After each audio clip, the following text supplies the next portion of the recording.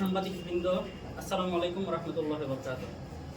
আমি যেহেতু নীলাবাজার ইসলামী ব্যাংকে ব্যবস্থাপনার দায়িত্বে আছি, আমি গত এক সপ্তাহ ধরে ওখানে ছিলাম, বাড়িতে আসি নাই। গতকালই আমি বাড়িতে পৌঁছলাম মাগরিবের পরে বাড়িতে আসার পরে এই ঘটনাটা সংঘটিত হয়। আপনারা জানেন, কোস্টগার্ড টেকনাফ স্টেশনের কিছু সদস্য অভিযানের নামে গতকাল রাতে অস্ত্র ও গুলি দিয়ে ফাঁসানো হলো আমার বড় ভাই শহীদুল্লাহকে। আমার পাশে উপস্থিত আছে আমার ভাবি এবং ছোট 3 জন শিশু, যাদেরকে দেখলে কান্না চলে আসে। অস্ত্র ও গুলি দিয়ে দেখানো হয় শহীদুল্লাহ দীর্ঘদিন ধরে মোন্ডারডেলঘাট এলাকার তৈলের ব্যবসা ও নাস্তার দোকানের ব্যবসা করে সংসার চালিয়ে আসছে এবং পাশাপাশি মাছ ধরার নৌকা রয়েছিল। এখন মনে হয় আমার ইয়াতে নাই, নৌকাটা নাই তার। এবং মোন্ডারডেলঘাটের তিনি মোন্ডারডেলঘাটের পরিচালনার বোর্ড গার্ড সভাপতি দিচ্ছেন বিজিবি কর্তৃক। সরকার পরিবর্তন হওয়ার পরে আমি একজন পুরানা হাফেজ, বর্তমান কক্সবাজার সরকারি কলেজে অনার্সে অধ্যয়নরত আছি। পাশাপাশি নীলাবাজার আউটলেট ইসলামী ব্যাংকে ব্যবস্থাপনার দায়িত্বে আছি। আজ আমি অত্যন্ত বিচ্ছিত ও মর্মাহত, খুবই দুঃখজনক, আশ্চর্য হয়ে গেছি আমি গতকালের ঘটনাগুলো দেখে। আমার বড় ভাইকে এভাবে ফাঁসানো হবে আমি কল্পনাও করি নাই। আল্লাহ, আমার মুখের ভাষা শুদ্ধ হারিয়ে গেছে। আমার চোখের সামনে আমার বাড়ি, আমার ভাইয়ের নাটকের মঞ্চস্থ করা হয়েছে আমার পাশে।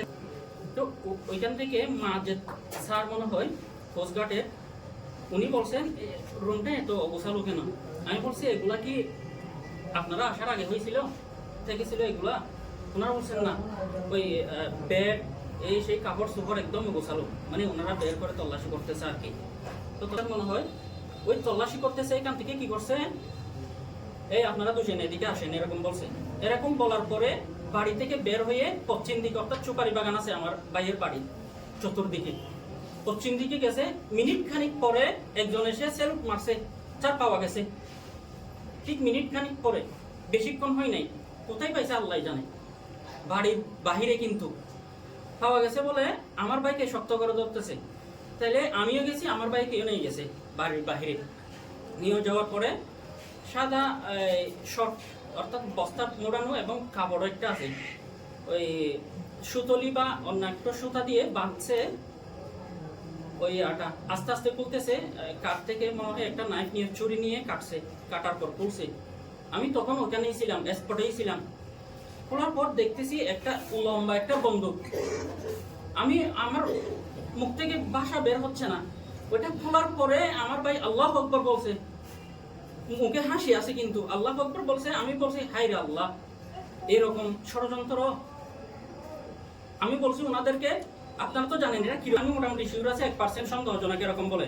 এই ঘটনার মধ্যে আমার ভাই যে নির্দোষ, অস্ত্র সম্পর্কিত মামলাটা আমার ভাই যে নির্দোষ, এটা 100% আমি শিওর।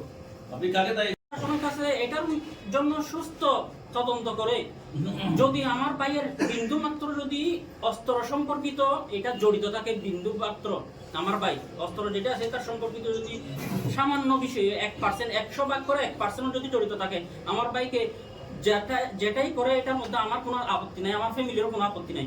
এটা আমি। নাম কি? ইয়াসমিন। আমার 3টা বাচ্চা, বিয়ে হয়েছে প্রায় 7 বছর। কোনোদিন দেখি নাই যে একটা পান, সিগারেট, অস্ত্র, ছুরি এগুলো নিয়ে করতে। থেকে আসছি, দেখতেছি বাসা আর বাসা নেই, কি রকম যে অবস্থা করে ফেলছে বাসাটা। সুস্থ বিচার চাই আমরা, যাতে তদন্ত করে প্রশাসনের কাছে তদন্ত করে।